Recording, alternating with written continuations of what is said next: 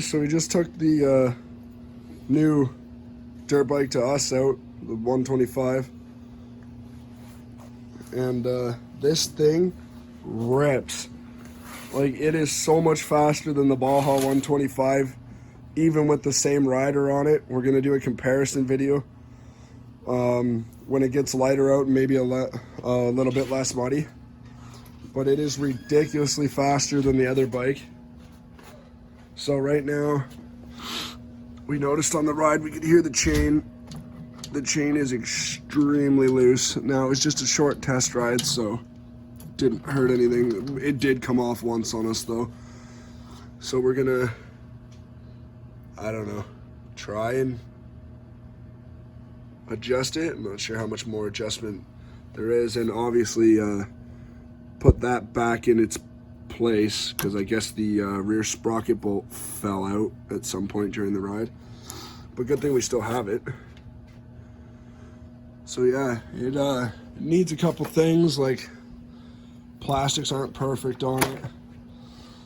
The rear brake caliper is right there with no brake shoes, and I'm not really sure where to get brake shoes for it. Here's some header wrap by the previous owner.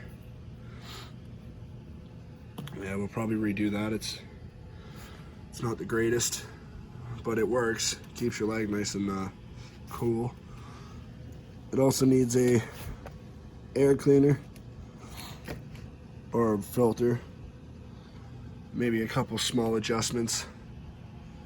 But yeah, other than that, it's pretty good. Oh, it also needs a front tire. As you can see, there's spokes taped up there, and the front rim is pretty bent. Surprisingly though, if you sit far enough back on it, you can still ride it pretty good. So yeah, there's the bit of an update on this guy. Got this cover off the side of the motor there. Put some red Loctite on the sprocket bolts, trying to tighten them up, but I guess it's still going to stay loose.